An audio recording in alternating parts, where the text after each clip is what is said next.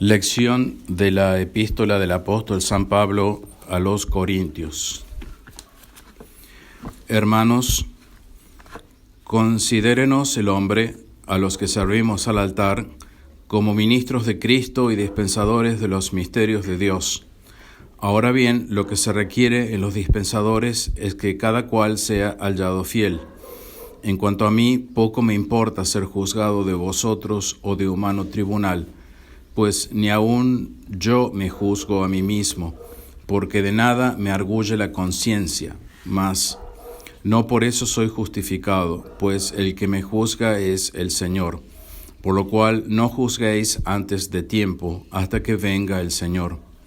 Él aclarará las cosas aún escondidas de las tinieblas y manifestará los designios de los corazones, y entonces cada uno tendrá de Dios su alabanza. Deo gracias. Continuación del Santo Evangelio según San Lucas, Gloria a tibi, Domine.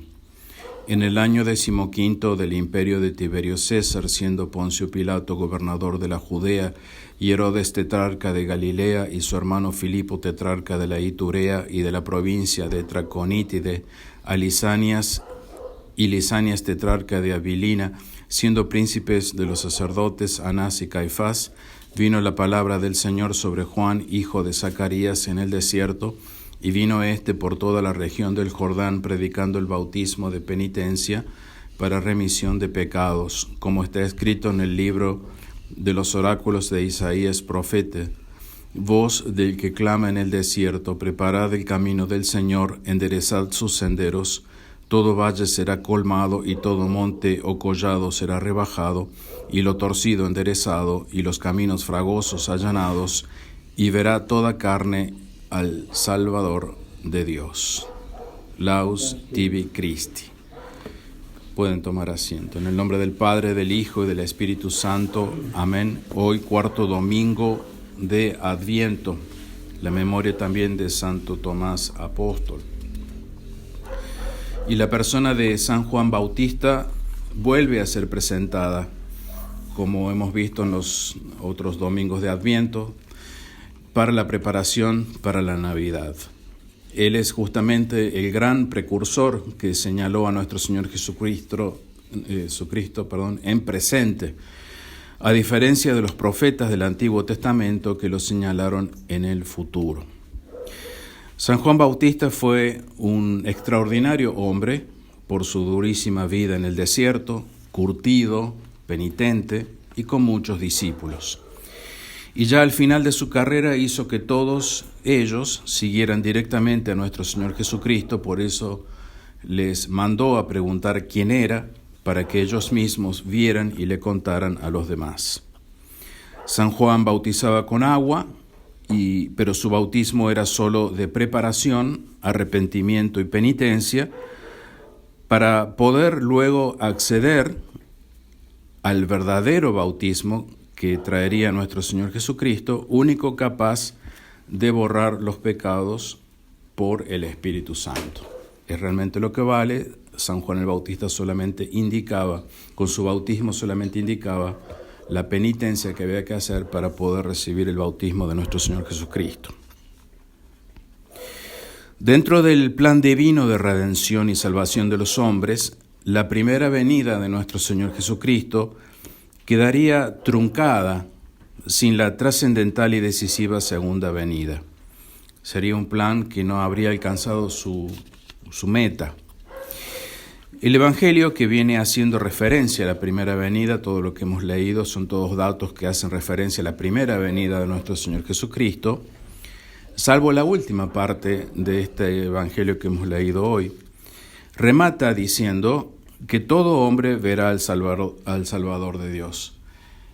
Y es un hecho que no todo hombre vio al Salvador de Dios en la primera venida, solo fue visto por poquísimos hombres. Poquísimos hombres de toda la humanidad vieron a nuestro Señor Jesucristo.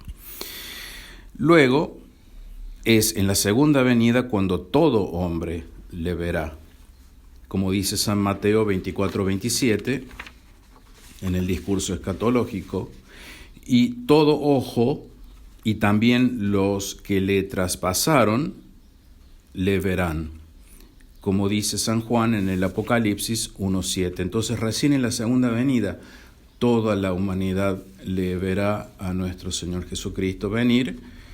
Entonces este pasaje del Evangelio hace como una especie de balance entre la primera venida, porque nos da datos de la primera venida, y remata diciéndonos algo de la segunda venida. Y para esta trascendental venida, este trascendental evento, deben los sacerdotes preparar a sus fieles para que estemos preparados para recibir a nuestro Señor en su segunda venida.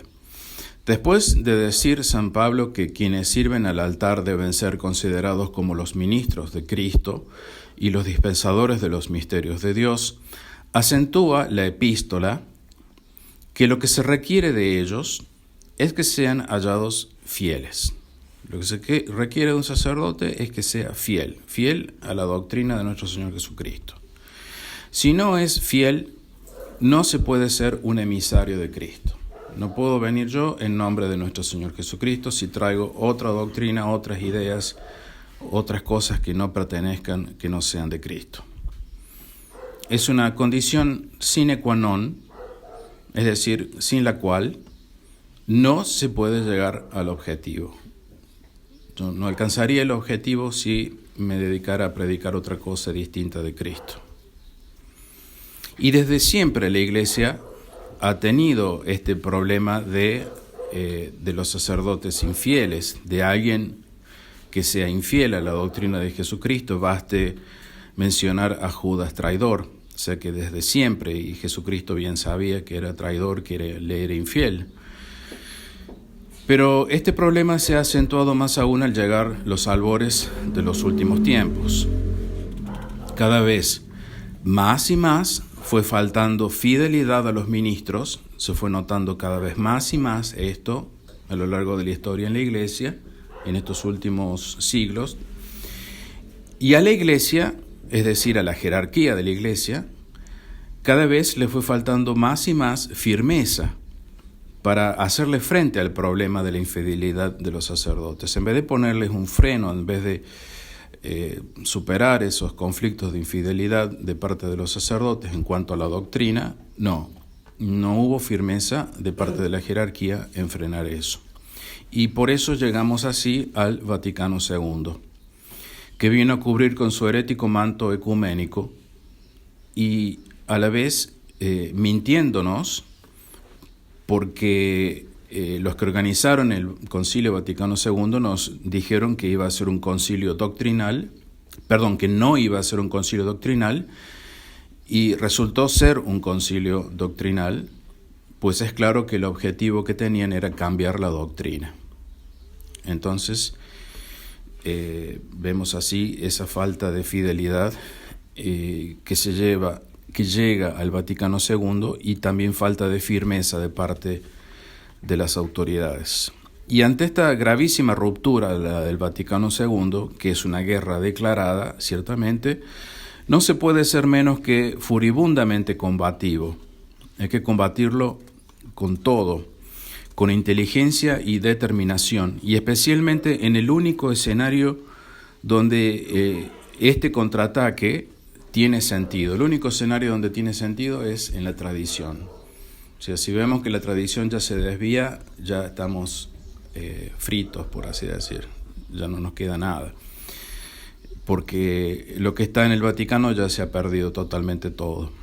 Entonces, el único lugar donde tiene sentido la lucha es en la tradición.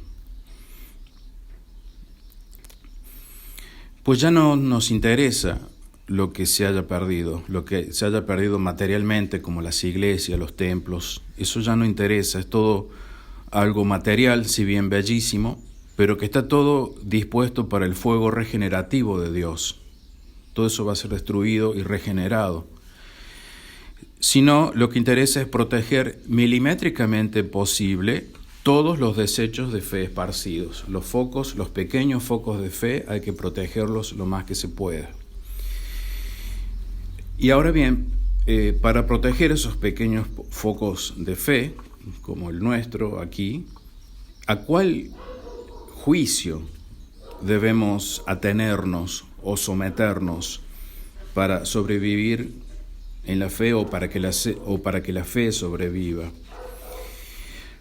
¿A quién le importa el juicio mío, por así decir, o el juicio de aquel otro? De nada valen los juicios de los hombres, ni el mío, ni del otro sacerdote, de ninguno. San Pablo exhorta a no juzgar antes de tiempo, hasta que venga el Señor. El juicio que vale es el de Cristo, porque Él es el juez. Él es el que dictamina la sentencia, la verdad. Y Él es juez en la parusía. Entonces, toda la verdad de todos los acontecimientos que estamos viviendo se va a conocer recién en la parusía. Uno no tiene el acceso a toda la verdad entera en este momento como para poder dar un juicio. Y el juicio de nuestro Señor Jesucristo es el que vale. Es su juicio el que da la clave de interpretación de los acontecimientos actuales, y no el juicio de ningún hombre. No mi juicio, no el de otro. ¿Por qué? Porque son juicios parciales. Son juicios, como dice San Pablo, antes de tiempo. Y el juicio que uno puede llegar a hacer antes de tiempo no cuenta aún con todos los elementos de juicio como para dar un juicio determinante, como para comprender la realidad. Uno tiene que tener todos los elementos de juicio para poder comprender la realidad. No puede dar un juicio total o determinante, sino solo parcial. Si es que Dios da la gracia para poder hacer ese juicio determinante. Si da la gracia de poder contar con esos elementos necesarios para poder discernir cuál sea la realidad. A algunos hombres le da esos elementos necesarios de antemano, antes de tiempo, como dice San Pablo. Y pueden determinar y pueden decir o pueden dar un juicio similar o, digamos, igual al juicio de nuestro Señor Jesucristo, el juicio de Dios. Pero claro, no es Dios, no es Jesucristo. ¿Qué autoridad tiene para dar semejante juicio? Sin embargo, Dios sí da a algunos hombres los elementos necesarios para dar ese juicio. Pero cualquier juicio de un hombre de iglesia es un juicio siempre parcial y antes de tiempo, porque no tiene todos los elementos, a menos que Dios le dé la gracia, como ya dije. Por eso San Pablo dice, en cuanto a mí, muy poco me importa ser juzgado por vosotros o por tribunal humano. Yo tampoco me juzgo a mí mismo, porque él sabe que su juicio es parcial. 1 Corintios 4:3. Y a mí, como sacerdote, me pasa lo mismo. A mí tampoco me importa ser juzgado sin respeto humano que valga. Pero para que a uno le pase lo mismo que lo que le pasó a San Pablo, que dice que no le importa ser juzgado, tiene que estar desasido de todo, desapegado, combatido, excomulgado, vilipendiado y deshonrado, con el único honor de la antorcha de la verdad. Solo después de haber pasado por todo eso, uno puede decir, a mí no me importa ser juzgado por nadie. Por eso, como nadie debe confiar en los hombres, se debe mirar en el ministro de Dios, no sus valores propios, sino solamente su condición de siervo, cuyo valor depende de la fidelidad con que cumpla aquel mandato que consiste en poner al alcance de las almas los misterios revelados por Dios, la verdad. Dado que todo siervo de Dios, solo por Él debe ser hallado fiel. Solo por Dios debemos ser hallados fiel, sin importarle los vanos juicios de los hombres, ni el juicio propio que uno puede darse de sí mismo, que podría ser parcial y de hecho es parcial.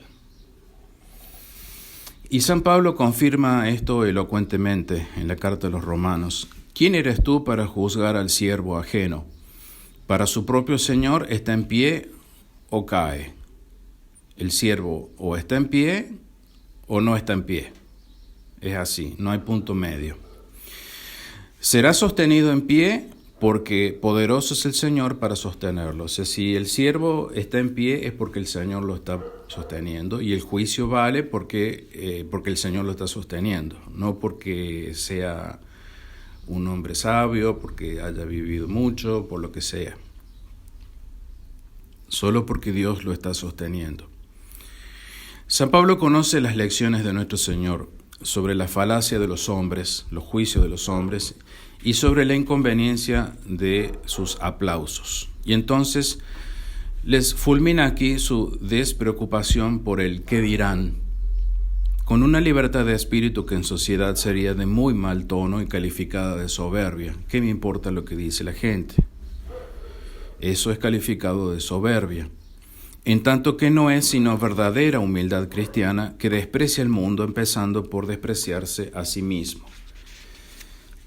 No me importa nada de lo que ustedes piensen de mí, dice San Pablo, porque no aspiro al elogio, ni creo merecerlo, pues nadie lo merece, ni lo aceptaría si me lo dieran, ni lo creería sincero, por lo cual solo me interesa quedar bien con mi buen Padre Celestial, el único sabio que me juzga con caridad porque me ama y ha entregado mi juicio a su Hijo, que es mi propio abogado, un abogado que se hizo matar por defenderme.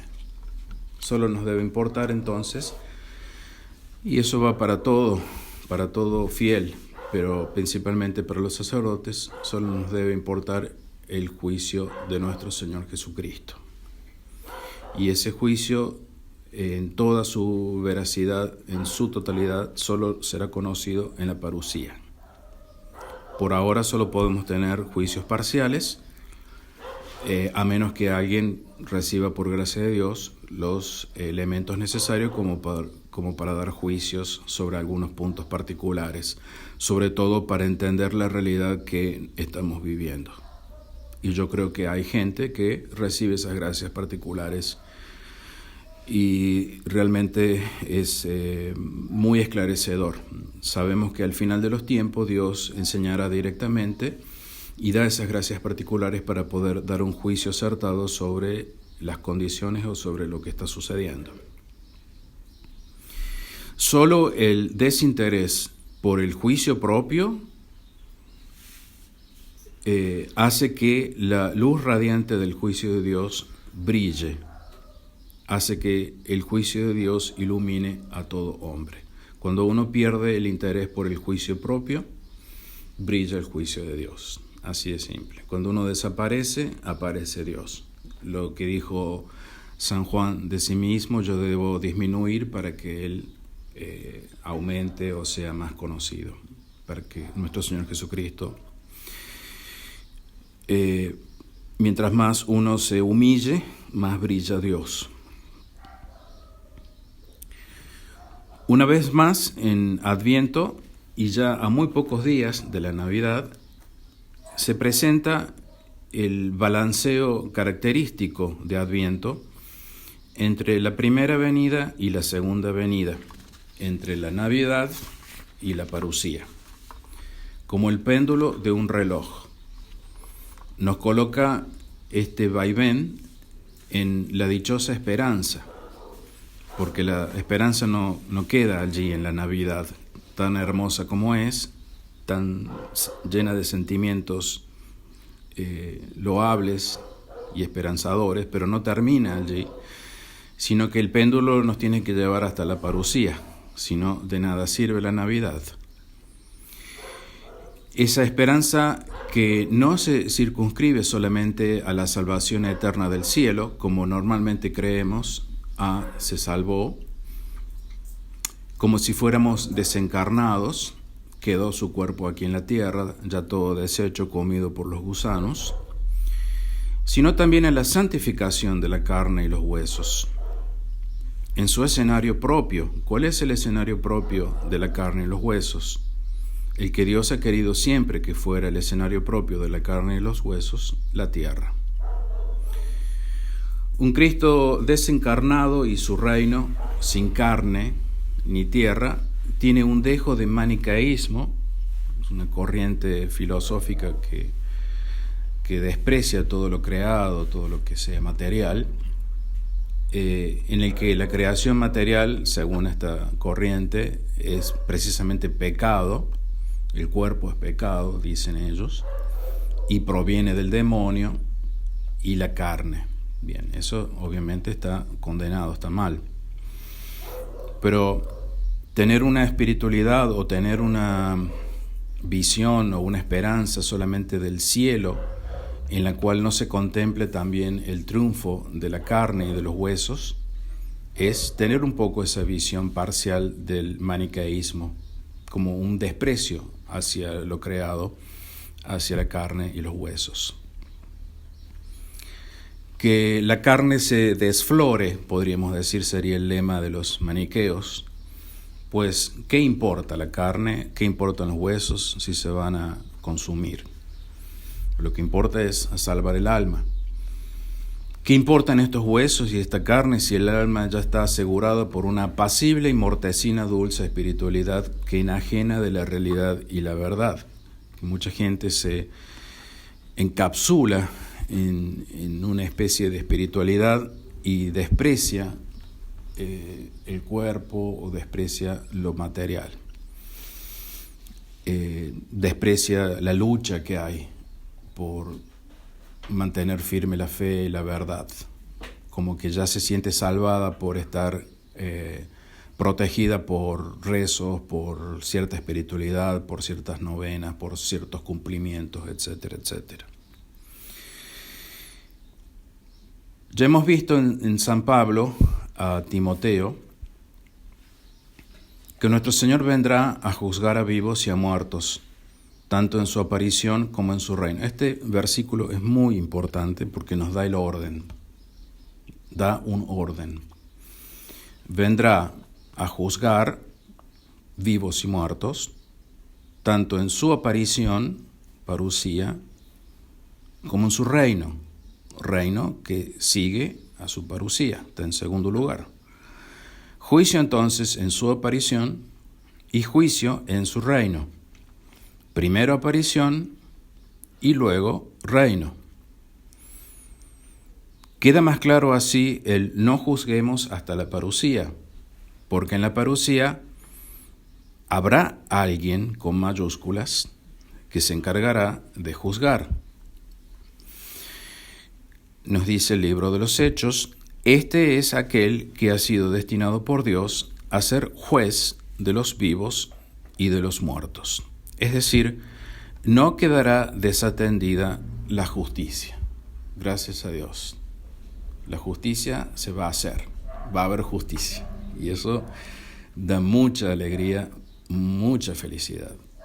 La justicia se va a hacer y eso la va a hacer solamente nuestro Señor Jesucristo. No va a quedar desatendida la justicia. Es entonces un hecho que Cristo es el juez de vivos y muertos, dice Santo Tomás de Aquino,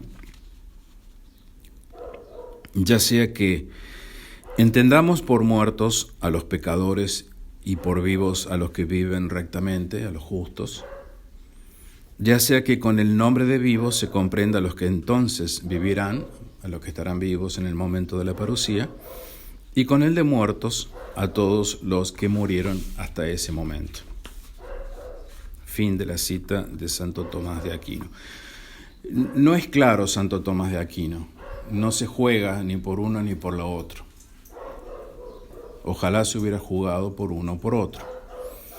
No está claro para Santo Tomás de Aquino cómo debe entenderse la expresión vivos y muertos. No se arriesga, la deja allí picando. Y distinta será la historia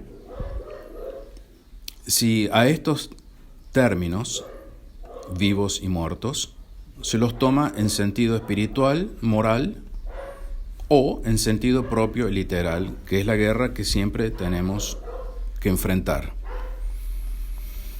San Pedro, en su primera carta, primera encíclica de la Iglesia, ya había aclarado y usado los términos vivos y muertos en su sentido propio y literal.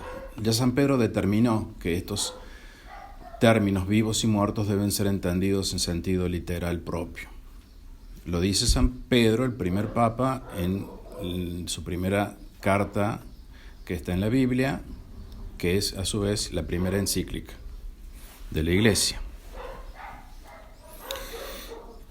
1 Pedro 4:5 dice: está pronto para juzgar a vivos y a muertos. Nuestro Señor está pronto para juzgar a vivos y a muertos. Es decir, no está hablando en sentido espiritual moral de justos y pecadores, porque si en la parusía inmediatamente se dará el juicio final, como la gran mayoría cree, tanto justos como pecadores estarán todos muertos, porque en el juicio final van a estar todos muertos, para poder resucitar todos juntos, que es lo que normalmente nos enseñan.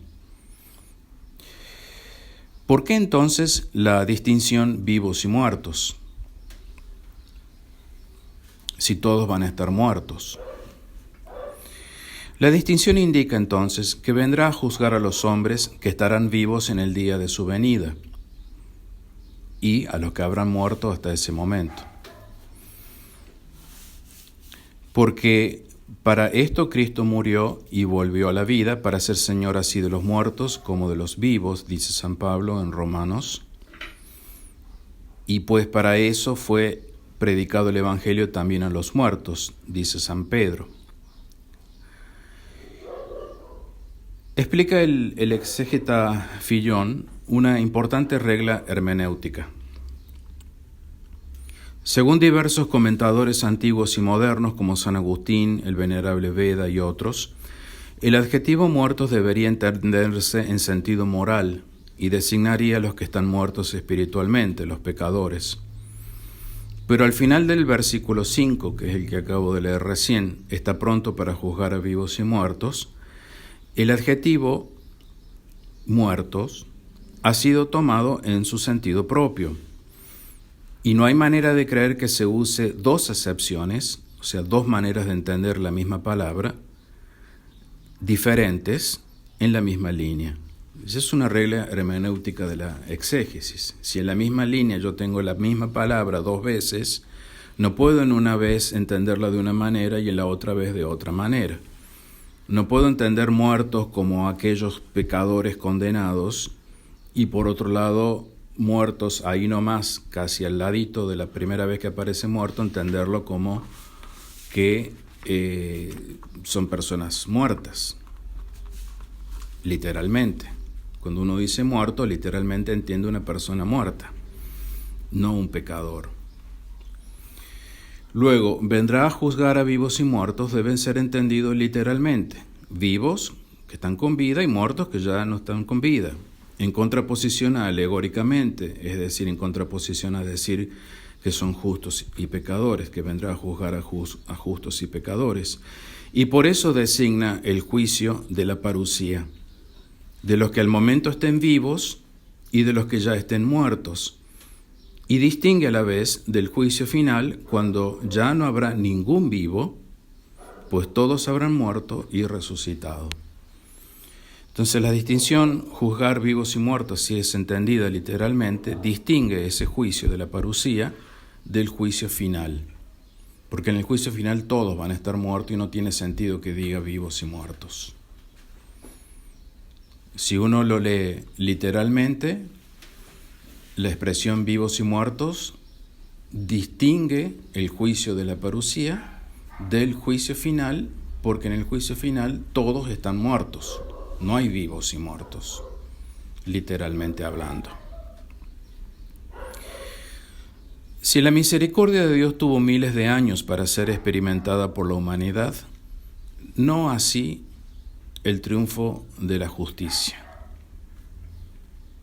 En estos 2000 años de Iglesia Católica y más, también en todo el tiempo del Antiguo Testamento, hemos experimentado la misericordia de Dios, pero no su justicia.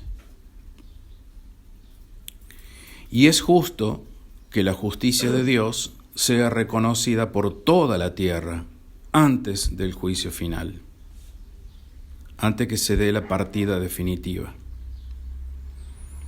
Por eso, así como en su tiempo experimentaron la misericordia de Dios aquí en la tierra saborearán los justos el triunfo de la justicia de Dios. Es justo que así como la misericordia tuvo su oportunidad de desplegarse en la tierra, lo tenga también la justicia. Para la alegoría, Cristo viene, juzga a toda la humanidad y se acabó. Se acabó todo de un porrazo. Y cada cual a su lugar, al cielo y al infierno. Cristo viene y ¡pum!, se acabó todo. Unos al cielo y los otros al infierno. No hay orden. No hay posibilidad en ese esquema alegórico para que el atributo justicia brille en la tierra. ¿Se hace justicia según ese esquema? Sí, se hace justicia, unos al cielo y el otro al infierno, pero no brilla, no se va a desplegar, no va a ser considerado por toda la humanidad aquí en la tierra, como lo fue la misericordia. El juicio va a ser muy distinto en el tiempo porque hay primera resurrección y hay segunda resurrección, que es la resurrección sea universal, sea para todo hombre, no implica que sea simultánea. Es para todo hombre, aunque en distintos tiempos para cada hombre. Y es justo que así sea, porque es un premio y un castigo también. Para los justos es premio, para los condenados es castigo. Hay resurrección para la vida, premio para los justos, y hay resurrección para la muerte, castigo para los condenados. Y los condenados resucitarán últimos, obviamente, porque es un castigo, no es un premio, con sus cuerpos completos, pero el hecho de tener cuerpos completos y sanos y total, no glorioso, pero sí sano y total, por ejemplo, si a alguna persona le faltó algún miembro y lo vuelve a tener en la resurrección, aun cuando esté condenada, eso le sirve para mayor sufrimiento, para mayor castigo. Solo así entonces puede entenderse que Cristo venga con todos sus santos, con su Santísima Madre, evidentemente, en primer lugar, a reinar antes del juicio final, con todo el resplandor y brillo de la justicia divina que jamás ha visto la humanidad. Jamás ha visto la humanidad toda la justicia, el triunfo de la justicia divina en esta tierra.